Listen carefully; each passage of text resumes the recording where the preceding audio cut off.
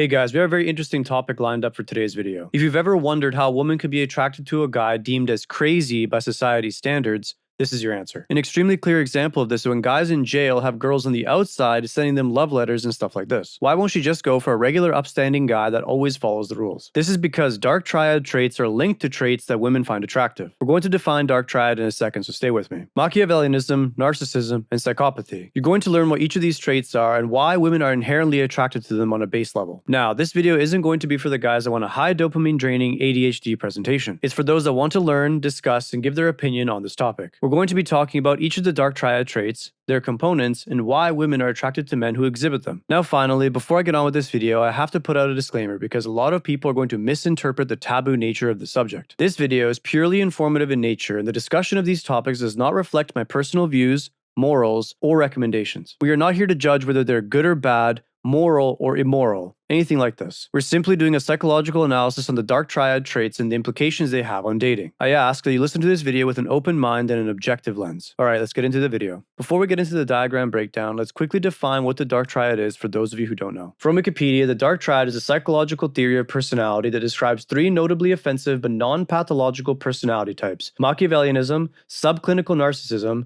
and subclinical psychopathy. Each of these personality types is called dark because each is considered to contain malevolent qualities. I want to quickly point out that there are other models that define dark personality traits. The dark triad is one of the most familiar ones, which is why I'm using it for the purposes of this video. All three dark triad traits are conceptually distinct, although empirical evidence shows them to be overlapping. They are associated with a callous, manipulative, interpersonal style. Narcissism is characterized by grandiosity, pride, egotism, and a lack of empathy. Machiavellianism is characterized by manipulativeness, indifference to morality, lack of empathy, and a calculated focus on self-interest. Psychopathy is characterized by continuous antisocial behavior, impulsivity, selfishness, callous and unemotional traits, and remorselessness. As you can see, the dark triad isn't really portrayed in a positive light here. Regardless of this fact, it's not uncommon to see women with guys that exhibit some, if not all, of these traits. I want to make it clear that there's a spectrum to these traits. By this I mean it's not completely black and white. A guy could be slightly narcissistic or extremely narcissistic, but most individuals have these traits on varying degrees on the spectrum. Most just don't know they have them, or they score too low in that trait for it to have any impact on their life. Alright, now that you have a foundational understanding, we can get into the diagram of the dark triad. We'll start to break down the attraction components and their implications on female attraction.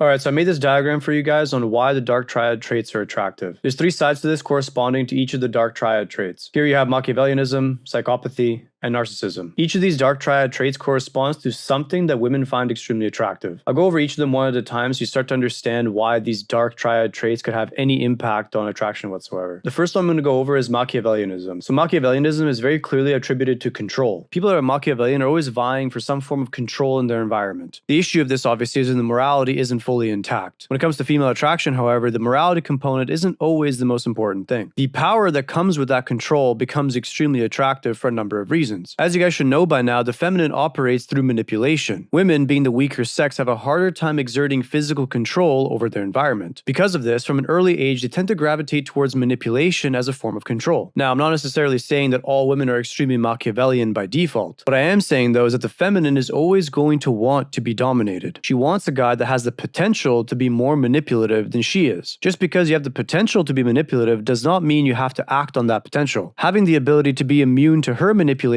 gives you a lot of control and in turn makes you very attractive to her. By this point, you should already be able to understand why women would be attracted to Machiavellian men. Regardless if morality is intact or not, women are attracted to dominance. If you as a man are more Machiavellian in nature, more manipulative than she is, she will automatically find you attractive on some level. She now has to rely on her logical mind to not pursue you in any way. The issue here, of course, is this: people cannot control who they're attracted to. She can try to put a logical effort into avoiding you, knowing what the consequences might be. Her emotions, however, are the most important, and this is why it may lead her down that path even if she doesn't want it to happen. You can see how counter this is to the nice guy that she has complete control over. She is logically choosing to be with him because of the on-paper benefits. The issue, of course, is that emotional component is missing, and this is what will lead to problems later down the road. Attraction isn't always moral, and this is the point. Hypothetically speaking, a regular guy can still train himself in the realm of Machiavellianism to protect himself, but not necessarily use it in an immoral way. This could be considered the path of the light, versus more dark forms of Machiavellianism, which could be seen as the path of the dark. Women are always going to have a hard time discerning between these two because the emotions they feel from them are the same. Her emotion comes from his ability to exert control or not be controlled. Alright, so the next trait I'm going to talk about is psychopathy. I think what a lot of people underestimate is just how hard it is to take any level of risk. When you take a look at the average guy, he is so incredibly risk averse. Everything always revolves around what's the safest path to make something happen. When we're talking about psychopaths, they have an easier time getting over that hump what is seen as perceived risk. When you look at this from the big picture, it really does start to make sense. There is no level of achievement that's ever acquired from sitting there and being safe. If you have a very poor risk appetite, sure, maybe you'll get to a certain point after 30 years, but when it comes from the perception of growth, you're really not going to get there unless you're willing to do things that other people simply aren't willing to do. This is why risk has always been tied to masculinity. This is also precisely why women nowadays are starting to talk about how 9-to-5 jobs are simply unattractive. The main reasons is that it's a predetermined path, which means there's no risk on your end because you already can pre-calculate exactly what you're going to do for the next 40 years, coupled by the fact that anyone could go sign up and just get the program done. There's nothing really unique or special about it. The only masculine part required is having discipline. But even the discipline part can be avoided if you're just resourceful enough and know how to get yourself by. Let's not forget, of course, women love a lottery ticket. Women are all about possibilities over probabilities. Doing the highly probable thing is extremely boring and uninteresting. Women are generally obsessed with the idea of doing the 1% thing and then getting results from it, even though it's completely irrational. This is simply the nature of the feminine, guys. I didn't make the rules. If we circle back to psychopaths, it all makes sense. Psychopaths can inspire a lot of attraction from women just because their risk appetite is so high. They're so ruthless because they're able to bear a high amount of risk and not care about the consequences or the damage to themselves. Once again, a regular guy can train himself to increase his risk appetite in order to obtain the rewards. We're back to that duality of the good path versus the dark path. As you can see, the dark path has an easier time getting to that point than the good path. Once again, female attraction doesn't have morality, which is why their emotion can't discern from the good path or the dark path. This is exactly why psychopaths will have an easier time inspiring that attraction